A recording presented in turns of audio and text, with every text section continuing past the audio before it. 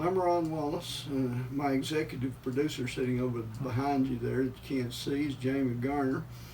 We're going to be doing some readings, poetry, and other literature, and I think we're going to call it books, baseball, and everything else that matters, and it will be everything else that matters. Get started, see if you like this or not. I think it will be enjoyable. Let's hope anyway. This is my very first book, and speaking of Dennis Letts, he wrote the introduction for this. And if you don't know Dennis Letts, you need to watch Secondhand Lines, and then you'll know Dennis Letts. Unless you can get a copy of August Osage County when he did it on Broadway, which you can find on YouTube. Yeah, that's pretty impressive. But Dennis wrote the introduction for this book for me. I just wanted to read a little of it and then read one poem from it. This is Dennis. Poetry makes more sense to me than just about anything, and poets.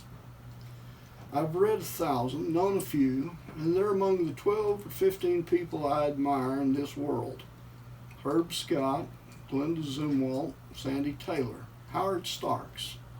And now, from a direction I never knew existed, comes Ron Wallace. I've known Ronnie 30 plus years. Had him as a student in my college classes. Then years later on, we became friends. We discuss important matters, like we're going to be doing in this program. He loves the Yankees. I'm a Cleveland Indians fan. He says he'll never leave Oklahoma. I've been around. He's still teaching. I quit 20 years ago. I knew we both loved James Dickey and Looking for the Buckhead Boys. Knew we were both awed by Howard Starks and running boards. Knew he read poetry. Even taught it in his classes now. But I didn't know he wrote it. I don't remember how it first came about, whether he asked me to read it or mentioned writing it and I offered. But I know what I feared.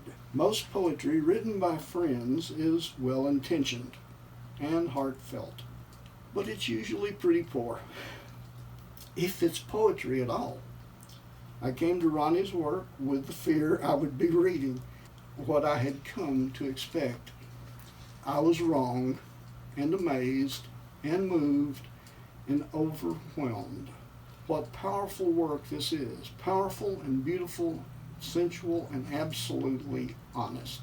Ron was one of my students decades ago, and I'd love to take even the slightest credit for making him a poet, but I can't.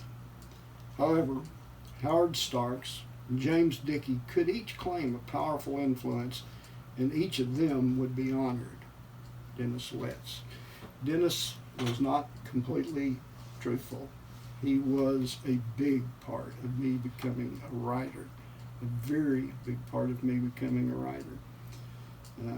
He edited most of this book, all of the second one and part of the third one before he passed, and I am very proud to call him friend.